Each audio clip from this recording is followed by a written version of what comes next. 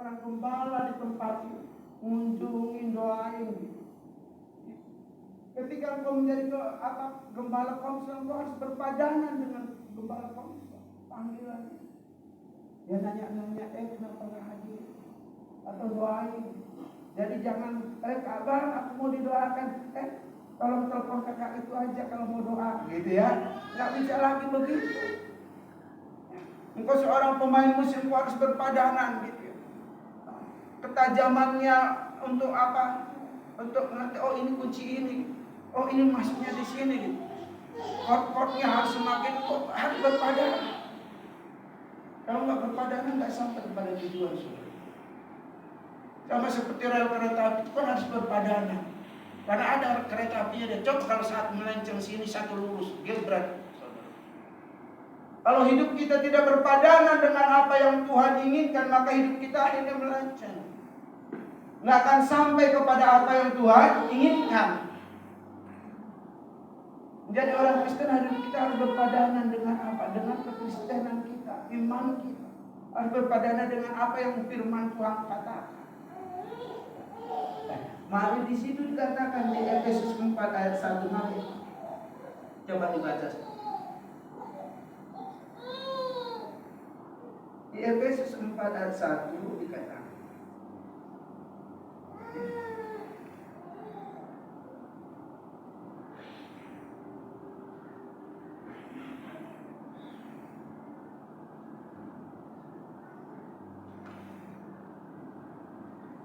Dikatakan, sebab itu aku menasihatkan kamu, aku yang telah dipenjarakan karena Tuhan, supaya hidupmu sebagai orang-orang yang telah dipanggil berpadanan dengan panggilan. Kita sudah dipanggil Tuhan menjadi orang Kristen. Firman Tuhan katakan apa? Engkaulah garam dan terang. Jadi panggilan kita menjadi garam dan terang. Jadi anak-anak Tuhan harus mengerti panggilan. Katakan di situ, saudaraku. Nah, coba kita contoh. Ini yang tidak, ini yang salah ya. Dia salah dengan panggilannya. Yesaya 34 ayat 1 sampai 6. Saya minta.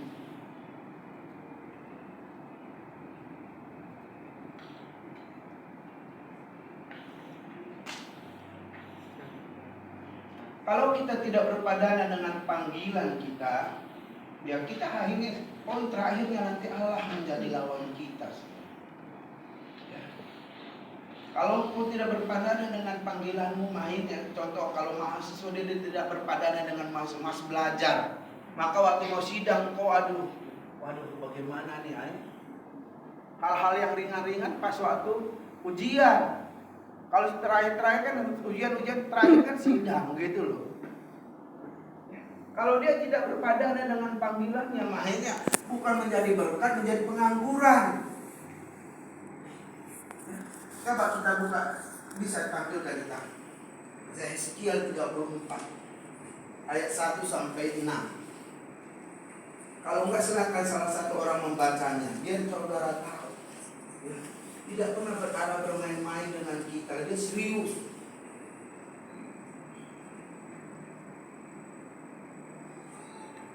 Yeskiel. Silakan saudaraku. Yeskiel 34 ayat 1 sampai 6. Tuhan gembala Israel yang baik melawan gembala-gembala yang jahat. Lalu datanglah firman Tuhan kepadaku, hai anak manusia, bernubuatlah melawan gembala-gembala Israel, bernubuatlah dan katakanlah kepada mereka, kepada gembala-gembala itu, beginilah firman Tuhan Allah. Celakalah gembala-gembala Israel yang menggembalakan dirinya sendiri. Bukankah domba-domba yang seharusnya digembalakan oleh gembala-gembala itu? Kamu menikmati susunya, dari bulunya kamu buat pakaian, yang gemuk kamu sembelih, tetapi domba-domba itu sendiri tidak kamu gembalakan. Yang lemah tidak kamu kuatkan, yang sakit tidak kamu obati, yang luka tidak kamu balut, yang tersesat tidak kamu bawa pulang, yang hilang tidak kamu cari, melainkan kamu injak-injak mereka dengan kekerasan dan kekejaman. Dengan demikian mereka berserak, oleh karena gembala tidak ada, dan mereka menjadi makanan bagi segala binatang di hutan. Domba-dombaku berserak dan tersesat di semua gunung dan di semua bukit yang tinggi, Ya, di seluruh tanah itu domba-dombaku bersa tanpa seorang pun yang memperhatikan atau yang mencarinya. Ya, saudaraku, digambarkan di situ bagaimana seorang gembala. Dia tidak berpadanan dengan apa yang Tuhan inginkan. Dia menggembalakan dirinya sendiri, egois, tidak memperhatikan. Akhirnya Tuhan katakan, kalau kita lihat di situ, Tuhan yang menjadi lawan kita. Seorang suami kalau dia hanya menggembalakan atau ini gitu ya, atau seorang istri begitu, nggak bisa. Firman Tuhan katakan tetap suami mengasihi istri itu mengasihi, nggak apa-apa lah gitu ya. Ini contoh aja, bukan kadang-kadang sendiri. Terus makan gitu, nggak ada yang lihat, istri juga nggak tahu gitu. Terus akhirnya lama-lama, kan kok bau ini ya gitu kan. Kalau di rumah makan Cina kalau dia yang dimasak langsung, kadang-kadang ada baunya. Kalau nggak hati-hati bisa semakin terbuka dari satu kebohongan masuk ke kebohongan yang lain. Harus ingat ya, waktu makan pun ada di rumah istri dan anak begitu. So. Jadi tidak makan yang enak saja buat diri sendiri, istri biar Tuhan lah yang pelihara.